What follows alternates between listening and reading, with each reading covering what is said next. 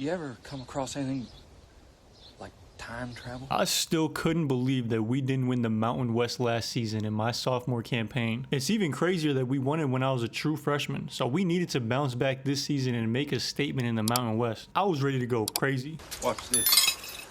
My favorite receiver was a tight end named Hopper, and he was like 7'11". He was always open. Shout out to Chad Ochocinco. But I figured we need to rely on the running game pretty heavily this season if we wanted to be successful as well. I threw a lot of interceptions. I mean, I'm not gonna lie, my decision making over the past 2 seasons was questionable at best. And I was starting to learn that sometimes taking sacks was the right answer. But after BYU took the lead here in the 3rd quarter, I had to go back into playmaker mode. BYU messed up bad. They would bring the blitz and try to sack me again, but I was looking for my favorite target the whole time and they didn't cover him. They had a chance to retake the lead late in the 4th, but would throw this costly interception and we'd walk away with the big dub. I'm not gonna lie, I was laughing my ass off when I saw the other team's quarterback on the bench crying after throwing the game-losing interception, and we made sure Hopper got his flowers. This Washington team was scarier than Freddy Krueger. How the hell are they already ranked number 4 in the country going into this game? I'm pretty sure they didn't do shit last season. This was a back and forth game, but at the end of the 1st quarter I was getting flustered because how the hell did no one block his fat ass? Of course the pressure would force me to throw an interception. You ever come across anything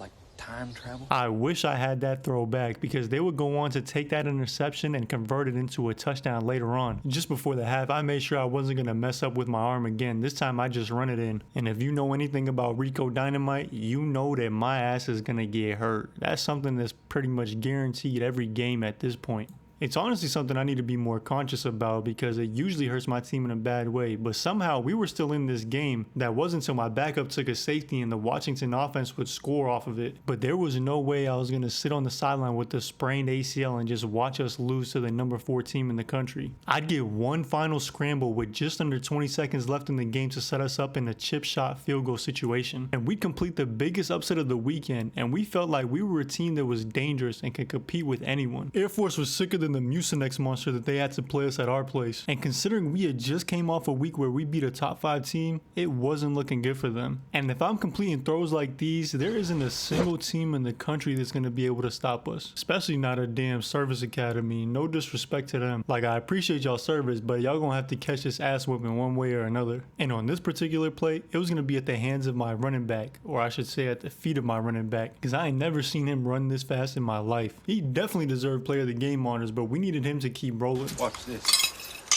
Another home game and another competitive advantage, this time against Bowling Green. I mean, let's be honest, this isn't the Kansas City Chiefs, but at the end of the day, they are a team that has 2 wins on the season. I already know what it's like to take a team lightly and lose, so when I saw this drop pass get intercepted, I almost lost my mind. It's definitely one thing for me to just make a terrible decision and throw it into traffic and give my guys an opportunity to make a play, but when you dropping passes and they get intercepted, you make me feel like I can't trust you as a receiver, and I'm probably not gonna go back to you. Bowling Green was a little bit too ambitious here bringing them blitz. They didn't have anyone on the edge to contain. And just before the half, I was going to throw a perfectly placed pass to my boy Davis, my second favorite receiver on the team. We shot up the poles faster than a stripper on coke, because after starting the season unranked, we were already the number 5 team in the country through 4 games. We weren't playing at home, and I guess the altitude or something was getting to me, because I couldn't get this to our receiver. I used to be able to throw a pigskin a quarter mile. We were still the superior teams of Colorado State, so it was no surprise that we took over this game in the 2nd quarter. And I started feeling myself a little too much. I thought I was Patrick Mahomes out there. Nah, for real though, who do I think I am? Like, that throw was so unnecessary. We were the number 2 team in the country now, and I guess we just forgot how to catch.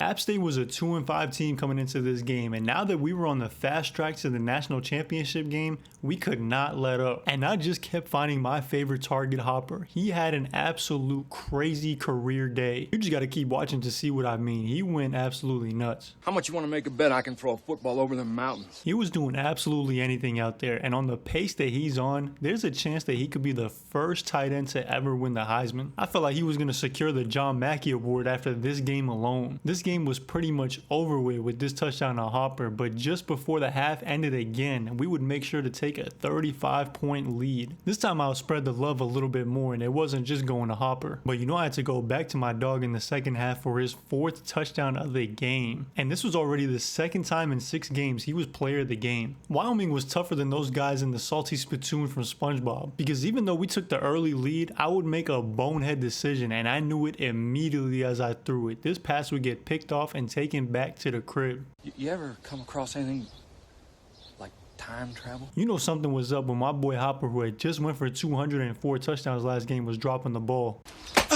And somehow, after we dropped like 50 points on our last opponent, we dropped the spot in the polls. I mean, I don't even know what the voters are looking for at this point. But it sure as hell wasn't to be struggling to Wyoming, even though they were a 5-1 team. But dumbass mistakes by the running back like this one was going to cost us, because Wyoming would force the safety and then get the touchdown later to take the lead. I felt like I couldn't trust anyone on my team with the ball in their hands, and of course it would cost me again as I would get hurt. I was shocked that our offense would go ahead and score here, but of course Wyoming would go ahead and drive the length of the field as the 4th quarter was expiring and send this one to OT. I wouldn't get back in the game until the 2nd overtime, where I'd go for it on 4th and 1 and run it in for the game winner. Even though this one was as close as it can get, we were still pretty much rolling through our competition. But our biggest rival, San Jose State, was undefeated as well, and they had the Heisman favorite at quarterback. Thankfully, we didn't have to see them this week, but we were still taking on a 6-1 Utah State team that was pretty talented. Typically, offenses take a little bit of time to get things going in the first quarter, especially in away games, but we came into this one going crazy. And I'm gonna be honest, after this game, Utah State was definitely not gonna be in the top 25 because we did whatever we wanted to against them in the air. And of course, Hopper was continuing his crazy hot streak as he would catch this touchdown just before the half. At this point, we knew we had this game locked up and we were on our way to being 8-0. The only team that can really give us any problems on the rest of our schedule was San Diego State. You won't believe what the hell happened in this game against UNLV. We were on complete opposite sides of the spectrum. Think margin Homer Simpson. We were undefeated and UNLV hadn't won a game yet this season. I mean, people had barely showed up to their games at this point, but for some reason they had the perfect game plan against me because their defense was stifling and the game would get turned on its head as UNLV would get this strip sack and take it back for the touchdown. In order for us to get anything going, I had to make incredible throws, but you know Murphy's Law, anything that can go wrong will go wrong, because our running back would catch the ball in the flat here and get absolutely annihilated. Dog, UNLV would take an 11-point lead against us. At this point, I'm a little bit worried, but I'm not panicking. Never panic. But when the offensive line let this dude go through unblocked and he hurt me on this play, I knew we were finished. I guess the running back room just had butterfingers because every single one of these dudes was fumbling. I mean, it was pretty clear we were not going to win this game, but I know for a fact the voters were never going to put us in the national championship after this one. We just needed to worry about winning the Mountain West after this embarrassment. After one of the most embarrassing losses in college football history, we lost something way more important this week. My favorite target, Hopper, would miss the rest of the season with a broken collarbone. And considering that this happened in the first quarter of the game, I was a little bit concerned.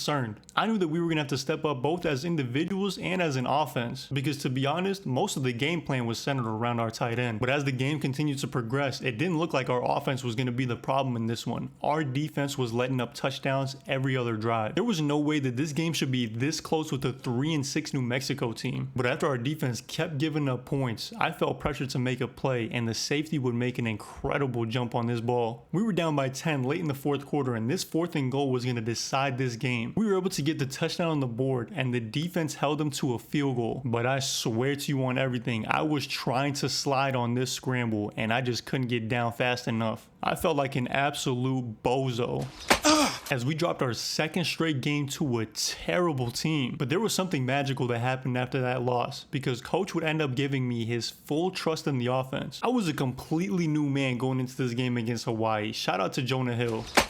But the rest of the offense was still playing trash, and I couldn't even trust him to throw it here on this 2nd and goal. I just decided to run it in myself. Or at least I knew that I couldn't throw to my running backs who had butterfingers and just couldn't catch. I knew that I'd get injured easily, but I also knew that our best chance for success was me running the ball, because other teams were not prepared for it. And I didn't just mean this game against Hawaii, I meant for the rest of this season and potentially for my senior season. It was clear that things were clicking differently once coach gave me the ability to change plays, and it's not like I didn't try to run the ball, we just weren't very good at it. it. And typically, when I gave my receivers jump ball opportunities, it would get intercepted. But we had a different swagger to us. And if I wasn't white, I probably would have took this QB run all the way to the crib, but I just wasn't fast enough. We needed this game against Hawaii bad, and not just as a team, because although we were struggling, it was really me who had most of the problems. I needed to get my swagger back in the worst way possible, and that's exactly what I would do, as I would end up being named the offensive player of the week for all of college football. But we had our biggest challenge next. Is there a worse possible start than this? Throwing an interception on the very first play of the game. And of course it was against our biggest rival, who had the eventual Heisman winner at quarterback. I knew that we had to keep it on the ground a little bit more, because the last time I played San Jose State was a complete embarrassment. And I was going to make sure that if we did lose this game, it wasn't going to be because of my poor decision making. Our defense was playing amazingly and actually held the San Jose State QB, who had thrown for 49 touchdowns and only 4 interceptions, to just 7 points the entire first half. Since they were playing so good, I knew that it was up to me to try and extend this lead before they made a comeback. How much you want to make a bet I can throw a football over the mountains? I would end up finding our fullback all the way down the field, and I couldn't believe that he actually secured it and outran the defense. And he would score for the second time through the air. He was having the game of his life. San Jose State was on their way to a potential national championship game if we didn't come in and do what we did. You got to remember, San Jose State tried to embarrass us last season, so I made sure that we would give them the same treatment. Now, our bowl game was less than ideal. It wasn't a New Year's Six bowl, but we were playing in the Barstool Bowl. And if they wanted to sponsor me for real, I wouldn't say no. Watch this. Obviously, Georgia Southern wasn't the most talented team, but we had already lost to teams that were much less talented than them twice this season. So we couldn't let off the gas too early, but these 28 points in the first half were enough to secure the dub. It was nice to get 11 wins, but now that I knew our potential, I had to come back my senior season and try and make a run for the Natty.